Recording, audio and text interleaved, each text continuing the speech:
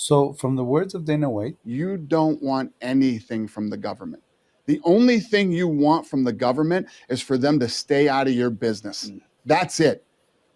As less government as absolutely possible. If you think the government is ever going to take care of you and make all your hopes and dreams come true, you are out of your mind. This is not how it works. all right, so in this video, I wanted to talk about CPP changes for 2024. So, first, I wanted to talk about how to calculate them. How much are you paying from your paycheck? How much is getting deducted from your paycheck normally? And then how much is actually going to be deducted in 2024? And then, second part of the video, I wanted to talk about, are you actually going to benefit from these deductions from your paycheck? How much will you get in retirement from these CPP contributions?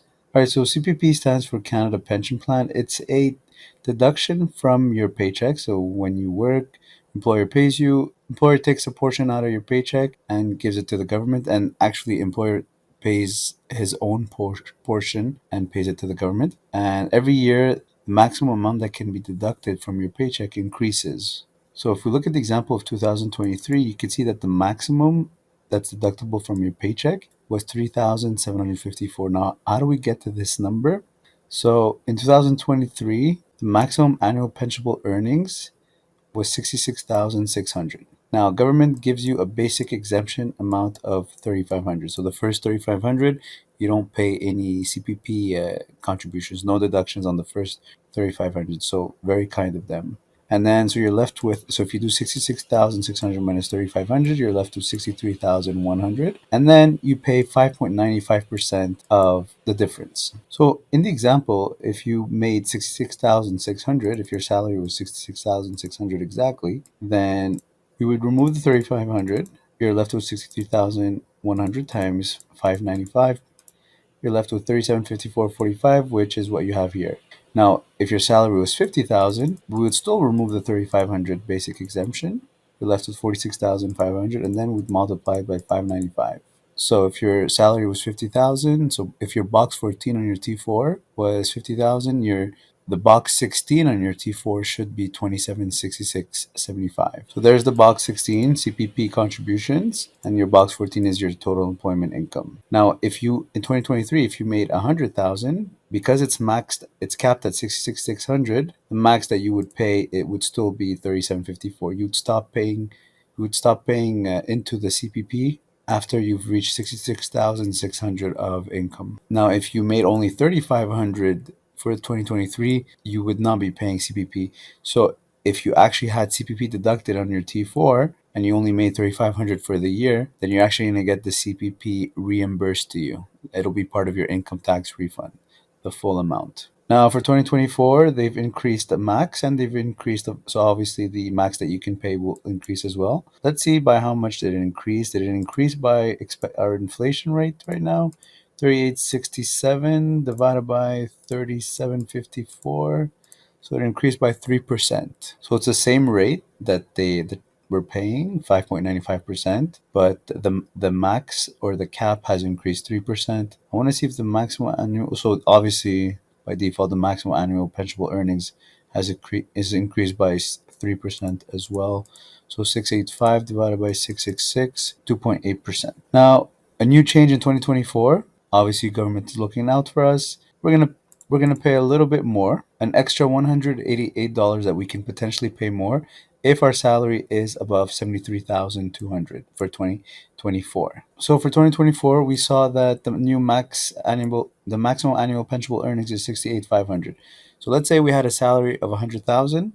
So here's what we'd be paying. We'd be paying the maximum of 38.67, which comes from 68,500 minus the 3,500 of a basic exemption, thank you very much, times 0.0595 gives us our 38.6750. Now, anything above 68,500, so anything between 68,500 and 73,200 gets an extra 4%, not 40%, but an extra 4%.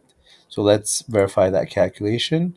So 73,200 minus the 68,500 minus 68,500 gives us 4,700 times the new the rate above that, the rate for that bracket between 73,200 and 68,500 is 4%. So times 0.04 gives us $188, which makes sense. That's what we have here. Maximum annual employee and employer contribution. So the employee pays 188 and your employer would pay another 188. Now if you were self-employed, you would have to pay both amounts. So remember, so this amount here, you'll see it on box 16 of your T4.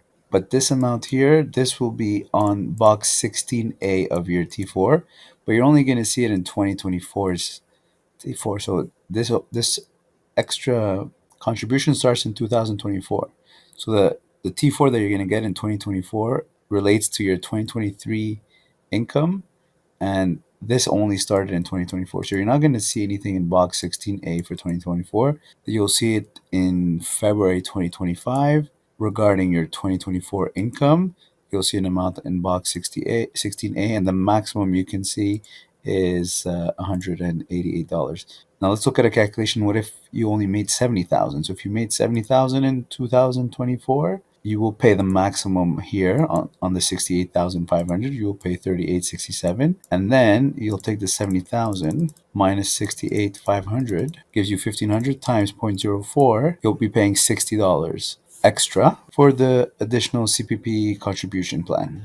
Now let's see how much you can get from the CPP contributions that you're making. How much benefit can you get from it when you do retire? So Syria has a calculator. Let's try it out. So when were you born? Let's say January, year, let's say 1980, gender, know what difference that makes. What is your current annual income from all sources before taxes? So let's say current income is 100. What would you like to set as your annual retirement income goal? So the majority of recent Canadian retirees with an income of 100,000 at age 43 received an annual retirement income of between 45,000 and 77,000 at age 70. All right, so let's say I want 70,000. And then based on your current age and gender, your life expectancy is 85. Sure, I guess let's use 85. That's so rude of them, but yeah. Next. Individuals who contributed to Quebec pension plan. Okay, sure. Just for this example, let's stay with the Canada pension plan. Do you have a Canada? No, I don't have one. The average monthly amount for new CPP retirement pension taken at age 65 is approximately $717. So let's go back and say no. Let's say I want to retire. At what age do you plan to receive your CPP benefit? Let's say 65, or let's say 60. The earlier, the better. Do you plan on working after you start receiving? No. Click next. Are you a member of an employer pension plan? No. No, no, next. So this is trying to calculate your total retirement income. I just want to see how much I would get from CPP. So Canada pension plan, as you can see, would be 5507 starting at age 60. Do you expect to be living in Canada when you reach the age of 65? No. Will you have lived in Canada for at least 40 years? Let's say yes, between the age of 18 and 65. So you need to have lived at least 40 years. What age do you plan to receive your OAS? That's your old age security. So let's just say 65. That's not what I'm trying to calculate right now. So it's a rough estimate. So CPP annual pension would be 5507. Let's go back to more information here. All right, so here instead of saying yes, of accepting the average of 717, let's go with no estimate based on my expected earnings. No, let me select a different value. Let's go with estimate based on my expected earnings. All right, so let's say from the ages of 18 to 24, you made 50,000. From 25 to 34, you made 70,000. All right, so let's say above 60. And then from 35 to 43, you made above 60. From 40 to 49, also above 66. From 50 to 54, above 66. So I'm putting probably the max. I guess I'm putting the max here. And then we stop at 59 because at 60 we plan on retiring. So you can see that the CPP would be 10,000 per year. So if you've contributed, I guess not even the max, but if you've contributed, if your income has been this high for almost all your working years in Canada, here let's put the highest. Let's put the highest from 18 to 24.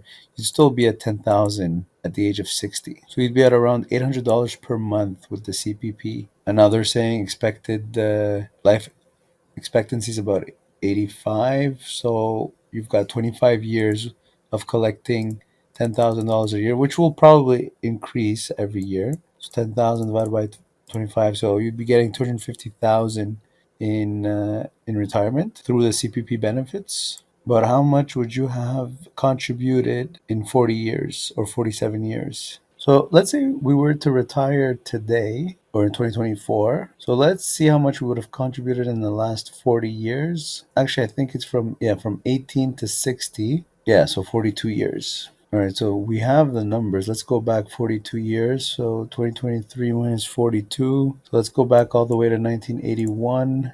Let's put all these values in a Excel spreadsheet just to calculate the max contributions. So this is assuming we always made the maximum every year. And I want to go back all the way to 1981. Now I got to make sure that the 10,000 that I'd be getting every year, is that starting today or is that starting 20 years or 30 years from now based on the age I gave them in this scenario? So obviously, if I started working in 81, then I was not born in 1980. So let's say I was born 20, or I guess 1981 minus 18. I was born 1963. Let's see if it changes my benefits. No, it's still 10,000. Okay. So what did change? Yeah, it's still 10,000 starting at age 60. Interesting. So I just want to know what changed. Let me go back here. Previous. Something did change. Let's go back to 1980. Oh, just the annual retirement income goal changed. Okay. All right. So 1963.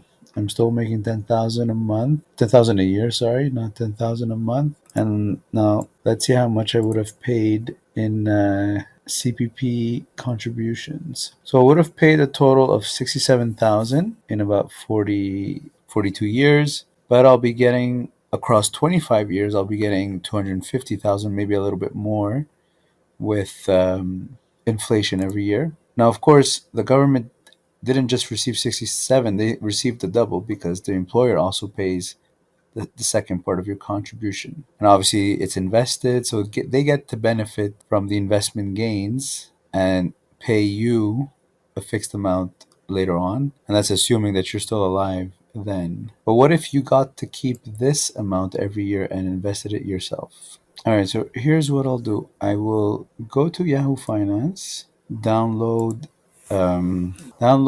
the historical prices for, I don't know, let's say triple Qs. All right, triple Qs or even the SPY, but let's just do triple Qs, historical data. So I started investing in, or started working in 1981, and I invested that CPP contribution myself just in the triple Qs.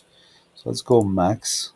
Okay, that's 1999. So I guess let's do SPY. I think SPY is 1993. Why is Yahoo not working? All right, SPY. SPY. And let's look at historical data. Max 1993. Okay, I guess I'll have to do. I guess I'll have to use the S&P 500. For some reason, historical data doesn't download. So let's go max 1927. I'm gonna have to copy and paste. I don't need daily. I could do monthly. Apply, and then I'll just have to select. Go all the way down to 1981. Stops me at 85. All right, useless. Let's just work with 1985. Paste it in Excel. Now this is from the most recent. I guess that could work. And then I guess I could just pay. Well, not now. I don't want the monthly though. I just want yearly. Let's say I just pick January's. All right, so this is just the January's. I can only go to 1985. So let's just start with that. And let's just plug in these values here. It should bring me all the way here. All right, let me just copy this to a different sheet. Okay. And then let me just take these values again, just 2023 till 1981. So I've got 43 values. Yeah, I don't have enough data. Let's assume the market was flat here. So I'm just gonna take the dollar amount and divide by the price and see how many shares that gives me.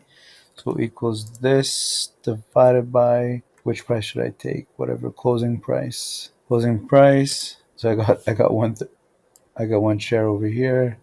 All right. So instead of if instead of contributing to the CPP, I actually invested in the S&P 500, and with that dollar amount, I would have had 64 shares of SPX, and obviously this is just theoretical because you can't really buy SPX, but it's just to see how much I would have gained from investing in SPX. whichever tool I used, but just how much I would have gained. So I would have had 64 shares, and closing price today is about what, 45.50. So 64 times 45.50 is 291,000. Now, if I would have taken that, so I would have had that much capital, 291,000. Let's say I would have invested in the market, which pays about on average, let's say 7% per year. That would give me $20,000 of income per year, which is more than the 10,000 that the CPP gives me. Plus, I would still have a capital of 291. I would have access to 291,000 of capital plus an income of 20,000 instead of just having 10,000 of income while the government has my capital. All right, so just something to think about. Nothing you can do, but just something to think about. Just wanted to share with you the new CPP contributions that will be coming in 2024. So don't be surprised when you see your T4 in 2025, or even your payslips in 2024 when you see an extra line for CPP. All right, thanks for watching.